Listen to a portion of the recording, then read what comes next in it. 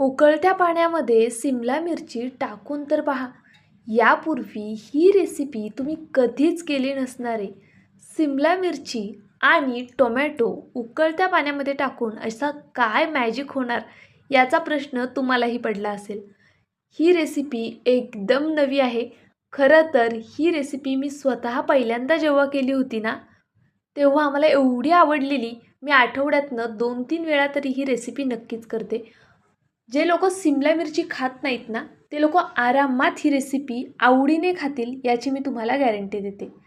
तर पहा, त्यासाठी आपल्याला काय करायचं आहे, सिमला मिरची सगळ्यात आधी पाण्यामध्ये उकळण्यासाठी अशी टाकून द्यायची आहे. सोबतच एक टोमॅटो, छान असा लाल टोमॅटो घ्यायचा आहे आपल्याला, मोठा एक टोमॅटो. त्याला अशा पद्धतीने कट मारायचा आहे. आणि आता हा टोमॅटोसुद्धा आपल्याला या सिमला मिरचीसोबत थोडा शिजवून घ्यायचा आहे.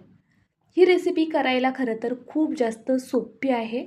तुम्ही टिफिनसाठी आरामात करू शकता अशीच आहे. तर पहा, इथे मी हा टोमॅटो घेतला आहे. आता हा टोमॅटो आपण पाण्यामध्ये टाकून देऊया. आणि तुम्ही आकार पहा याचा, मुठीमध्ये आपल्या असा बसतोय म्हणजे बऱ्यापैकी मोठा आहे. 4 सिमला मिरचींसाठी आपल्याला एवढा टोमॅटो घ्यायचा आहे. जर लहान असतील तर 2 घ्या किंवा मग असा मोठा असेल तर 1च घ्या. आता गॅस मीडियम ठेवायचा आहे. मीडियम फ्लेमवर आपल्याला मध्ये मध्ये ही सिमला मिरची अशी हलवून घ्यायची आहे, म्हणजे मग ती सगळीकडनं व्यवस्थित शिजली जाईल. आपल्याला सिमला मिरची व्यवस्थित शिजवून घ्यायची आणि टोमॅटोची सालसुद्धा निघाली पाहिजे. झाकण ठेवूया आणि बारीक गॅसवर 5 मिनटं होऊन देऊया. तोपर्यंत पुढची तयारी करून घेऊया. तर पहा, इथे मी 1 वाटी पोहे घेतलेले आहेत. आपण जे कांदा पोहे करण्यासाठी पोहे वापरतो ना, त्याच पोह्यांचा इथे मी वापर केलेला आहे. आता हे 1 वाटी पोहे आपल्याला सगळ्यात आधी स्वच्छ पाण्याने धुवून घ्यायचे आहेत. पोह्यांमध्ये बऱ्यापैकी कचरा असतो किंवा मग पोह्याचं पाणीसुद्धा खूप डार्क काळं असं निघतं. त्यामुळे शक्यतो पोहे 2-3 पाण्याने स्वच्छ धुवून घ्यायचे. तर पहा, इथे मी पोह्यांमध्ये पाणी घालून घेते आणि मग छान असं हाताने चोळून घेणार आहे. अशा पद्धतीनेच आपल्याला पोहे धुवायचे आहेत. पहा, आपल्याला हे पोहे बऱ्यापैकी भिजवूनसुद्धा घ्यायचे आहेत. त्यामुळे त्याचं टेन्शन घेऊ नका की पोहे तुटले तर किंवा मग त्याचा खूप गाळ होईल का वगैरे. तर नाही, हे पोहे आपल्याला स्वच्छ पाण्याने आधी धुवूनच घ्यायचे आहेत. पहा, अगदी स्वच्छ पाणी निघालेलं आहे ना. आता हे सर्व पाणी मी यातनं काढून घेणार आहे आणि मग हे पोहे आपल्याला मिक्सरमध्ये घालून वाटून घ्यायचे आहेत. तर पाहू शकता तुम्ही, इथे मी फक्त 1 मिनिटभर हे पोहे भिजत ठेवले होते. जास्त वेळ नाही, फक्त 1 मिनटं. आता यामधलं पाणी आपण निथळून घेऊया. पहा, इथे मी संपूर्ण पाणी यातलं निथळून घेतलेलं आहे. मिक्सरच्या भांड्यामध्ये पोहे घालायचे आहेत आणि मिक्सरला छान असे बारीक वाटून घ्यायचे आहेत. पण त्यापूर्वी यामध्ये मी 1 हिरवी मिरचीसुद्धा घालणार आहे. आता तुम्हाला तिखट किती क्वांटिटीत हवं आहे ना, त्यानुसार तुम्ही इथे मिरचीचं प्रमाण कमी जास्त ठेवू शकता. इथे मी 1 हिरव्या मिरचीचा वापर केलेला आहे. लहान मुलांसाठी ही रेसिपी करते आहे. खरं तर ते खूप आवडीने खातात, तर त्यामुळे इथे मी 1च मिरचीचा वापर करते आहे. आता आपण हे वाटलेलं जे मिश्रण आहे ते एका मोठ्या भांड्यामध्ये काढून घेऊया. पहा, भांडं घेताना सुरुवातीलाच थोडं मोठं घ्या. त्यानंतरनं आपण यामध्ये हे संपूर्ण पोहे जे वाटलेले आहेत ते काढून घेऊया. आता इथे आपण पोहे काढून घेतलेले आहेत. पुन्हा मी त्याच वाटीने, सेम वाटीने 1 वाटी रवा घेतलेला आहे. पहा, इथे मी बारीक रवा घेतला आहे, पण तुमच्याकडे जो रवा असेल ना, त्या रव्याचा इथे तुम्ही वापर करू शकता. आता आपल्याला हा रवासुद्धा मिक्सरमध्ये फिरवून घ्यायचा आहे. तर मी मिक्सरच्या भांड्यात रवा घातला. आता आपण जवळपास अर्धा ग्लास पाणी घालूया आणि हे वाटून घेऊया. गरज पडली तर अजून जास्त पाणी तुम्ही घालू शकता आणि हे वाटून घ्यायचे आहे. पहा, अगदी बारीक असं वाटलं गेलेलं आहे. इथे तुम्ही बारीक रवा वापरा किंवा जाड रवा वापरा, चालणार आहे, कारण आपल्याला हा मिक्सरला फिरवून घ्यायचा आहे. तर पहा, याची छान अशी स्मूथ पेस्ट तयार करून घेतलेली आहे मी. आता आपण हे संपूर्ण बॅटर यामध्ये काढून घेऊया आणि हे सर्व आहे ना छान असं फेटून घ्यायचं आहे, छान मिक्स करून घ्यायचं आहे आपल्याला. पहा, पोह्यामध्ये थोडंसं जास्तीचं पाणी घातलं ना तुम्ही, अगदी थोडंसं तरी चालेल, म्हणजे मग त्याच्या खूप गाठी होणार नाहीत वाटल्यानंतरनं. तर पहा, इथे मी चमच्याच्या साहाय्याने ह्याच्या सर्व गाठी मोडून घेतलेल्या आहेत आणि छान असं हे फेटून घेतलेलं आहे. आता हे थोडा वेळ आपण साईडला ठेवूया, म्हणजे मग रवा थोडा फुलला जाईल. तोपर्यंत इथे सिमला मिरची आणि टोमॅटो शिजला आहे की नाही ते पाहूया. पहा, सिमला मिरचीचा रंग बदललेला आहे पूर्णपणे. लगेच समजते की सिमला मिरची व्यवस्थित अशी शिजली गेलेली आहे. अशाच पद्धतीने सिमला मिरची आपल्याला शिजवून घ्यायची आहे. टोमॅटोची सुद्धा साल निघते आहे, म्हणजे टोमॅटोसुद्धा शिजलेला आहे. आता आपण हे काढून घेऊया आणि थंड होण्यासाठी ठेवून देऊया. तोपर्यंत पुढची तयारी आपल्याला करून घ्यायची आहे. इथे पहा, मी 2 लहान आकाराचे कांदे घेतलेले आहेत. अगदी मीडियम आहेत, खूप मोठेही नाही आणि अगदीच बारीकही नाही. आता हे दोन्ही कांद्यांची मी साल काढून कांदा धुवून घेतला. त्यानंतरनं व्हिडिओत दाखवते ना, अगदी त्या पद्धतीने कांदा चिरून घ्यायचा आहे. कांद्याची जी पुढची बाजू असते ती काढून टाकलेली आहे आणि त्यानंतरनं अशा पद्धतीने कांदा मी छान बारीक असा चिरून घेणार आहे. तर पहा, इथे अशाच पद्धतीने आता संपूर्ण कांदा चिरून घेते. तर आपला इथे सगळा कांदा असाच बारीक चिरून झालेला आहे. आपल्याला कांदा खूप जास्त वापरायचा नाही आहे, 2 कांदे पुरेसे आहेत. त्याचबरोबर मी इथे 2 बटाटेसुद्धा घेतलेले आहेत. पहा, लहान लहानच बटाटे आहेत. इथे 2 बटाट्यांचा वापर केला आहे. मोठे असतील तर एकच घ्या.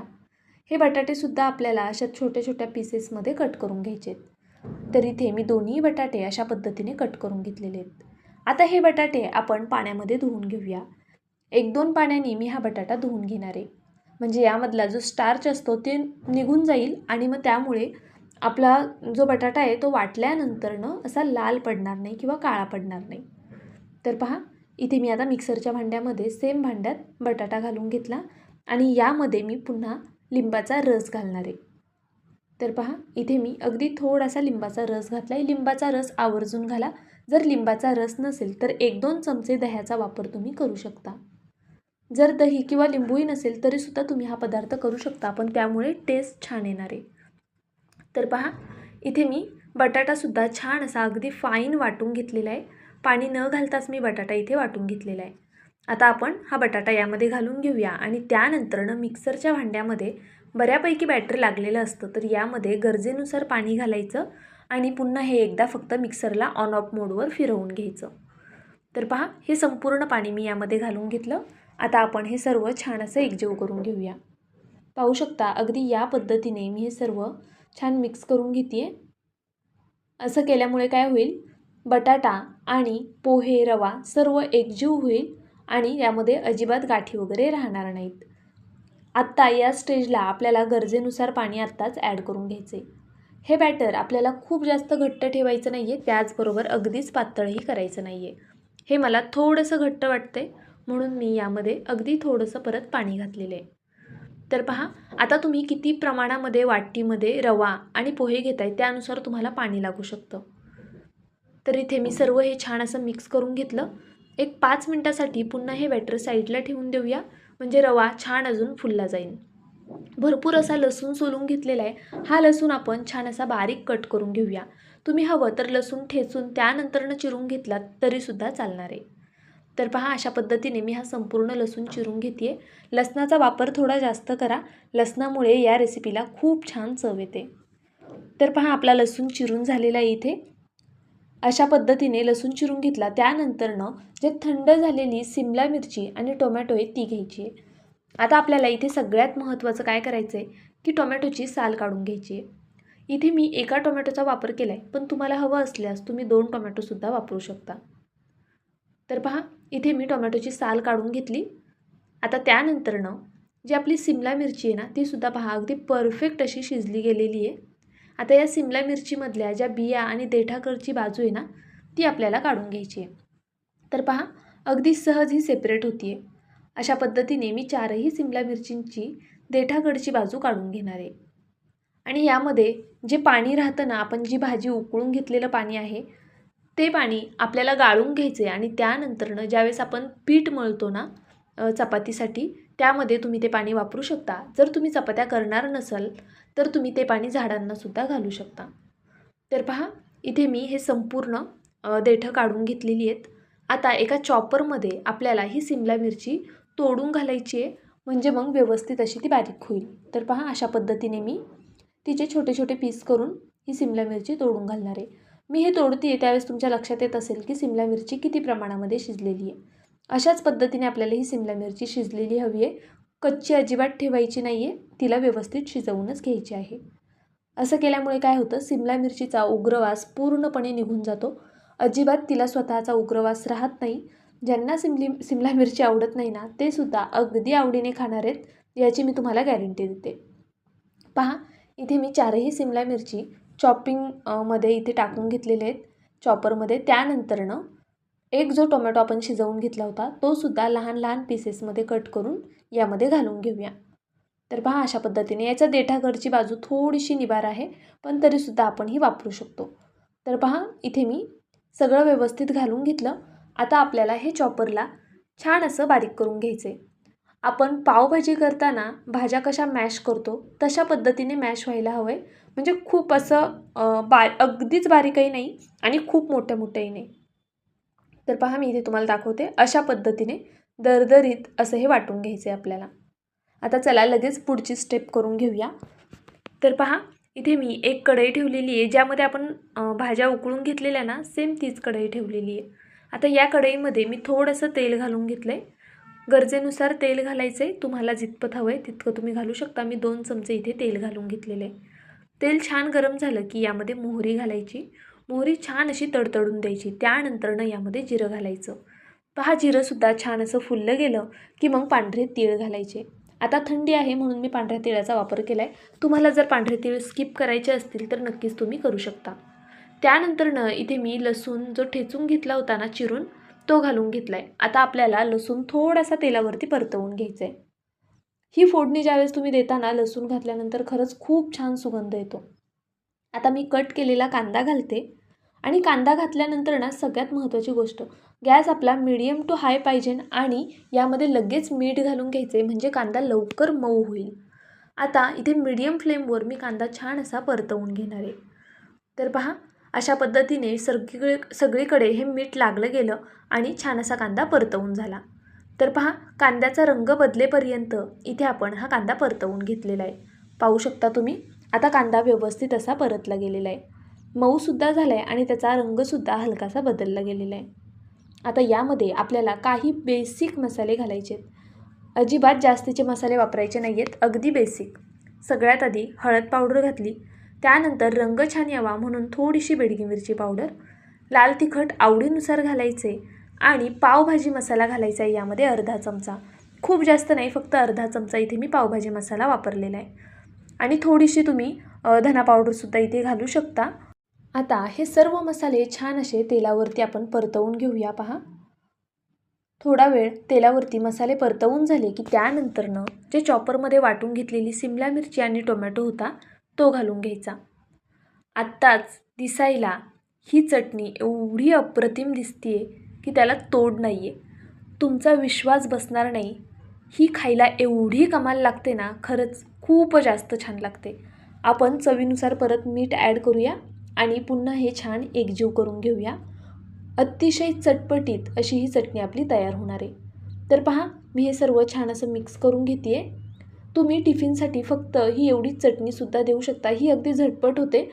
सिमला मिरची बॉईल होण्यासाठी ठेवायची. सिमला मिरची टोमॅटो तोपर्यंत कांदा चिरायचा आणि लगेचच फोडणीची तयारी करून सिमला मिरची चॉपरमध्ये फिरून ही चटणी तुम्ही तयार करू शकता. चपातीसोबतसुद्धा खूप छान लागते. त्याचबरोबर भाकरीसोबत वरण भातासोबतसुद्धा छान लागते. पहा आपण चटणी करण्यासाठी ठेवलेली आहे आणि इथे आपलं हे पीठसुद्धा छान असं भिजलं गेलेलं आहे. आता काय करूया, चवीनुसार यामध्ये मीठ घालून घेऊया. तर पहा इथे मी मीठ घालून घेते. यामध्ये मोहरी पडली होती तर इथे मी चवीनुसार मीठ घालून घेतलं. त्यानंतरनं हे सर्व छान असं पुन्हा फेटून घेते आहे. अतिशय झटपट होणारी डिश आहे ही. जर तुम्ही सकाळी जरी करताय ना मुलांच्या डब्यासाठी म्हणा किंवा मग मोठ्यांसाठी सुद्धा नक्कीच तुम्ही करू शकता. आदल्यामधल्या वेळेत भूक लागली तरीसुद्धा तुम्ही हा पदार्थ करू शकता. पहा इथे मी इनो घातला आहे आणि त्यामध्ये थोडंसं पाणी घालून इनो छान फर्मेट करून घेतलेला आहे. छान असा फेटून घेऊया. तर पाहू शकता तुम्ही इनो आपला व्यवस्थित असा ॲक्टिवेट झाला आहे. हे पीठ आपण छान हलवून घेतो आहे. अशा पद्धतीने एका डायरेक्शनमध्ये हे पीठ आपल्याला मिक्स करून घ्यायचं आहे. तर पहा खूप पातळही नाही आणि अगदीच घट्टही नाही असं हे पीठ आपलं तयार झालेलं आहे. जर तुम्हाला यामध्ये इनो घालायचा नसेल तर हे पीठ तुम्ही 1-2 तासासाठी तरी फर्मेट होण्यासाठी ठेवू शकता. पण इनो किंवा सोडा वापरला तर याला जाळी खूप छान येते. त्यामुळे शक्यतो इनो किंवा सोड्याचा वापर करा. आता मी इथे गॅसवरती पॅन गरम करण्यासाठी ठेवलेला आहे.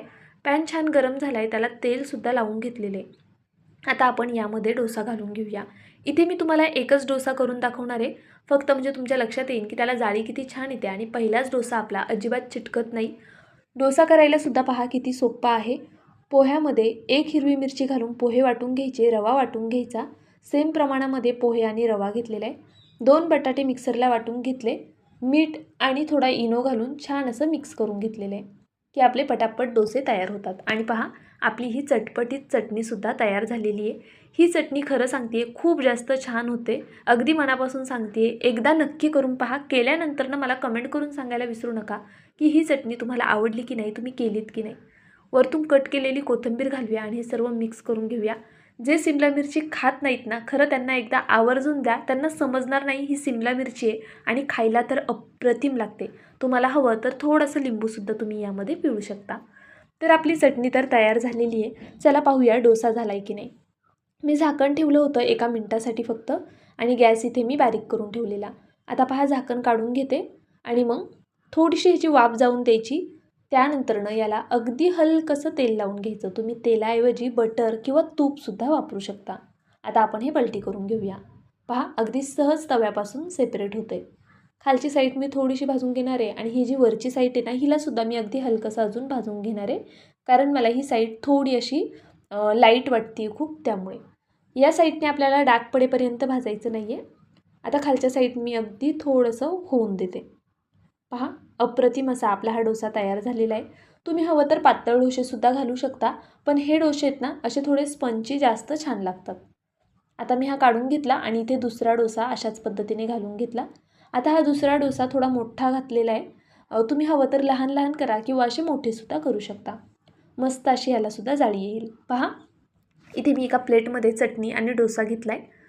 जाळीसुद्धा छान आलेली आहे आणि डोसासुद्धा खूप अप्रतिम झालेला आहे. पहा, अगदी या पद्धतीने आपल्याला हे डोसे करून घ्यायचे आहेत. सगळ्या डोशांना शेवटपर्यंत अशीच जाळी येते आणि डोसे खायला खूप जास्त छान लागतात. बटरमध्ये केले तर अजून अप्रतिम. त्याचबरोबर ही चटणी खरं सांगते, मी तुम्हाला खूप वेळा सांगितलं असेल, पण परत एकदा सांगते, ही चटणी नक्की करा. केल्यानंतर ना प्लीज मला कमेंट करून कळवा तुम्हाला आवडली की नाही. कारण मला तर फार आवडली जेव्हा मी पहिल्यांदा केलेली. बरं चला, व्हिडिओ संपूर्ण पाहिलात त्याबद्दल मनापासून धन्यवाद. अजूनही लाईक केलं नसेल तर लाईक करून घ्या. नवीन असाल तर सबस्क्राईब करून घ्या. व्हिडिओ कुठून पाहताय ते कमेंट करून कळवा. रेसिपी केल्यानंतरनं सुद्धा कमेंट करा. उद्या पुन्हा भेटूया अशाच एका छानशा रेसिपीसोबत. तोपर्यंत बाय.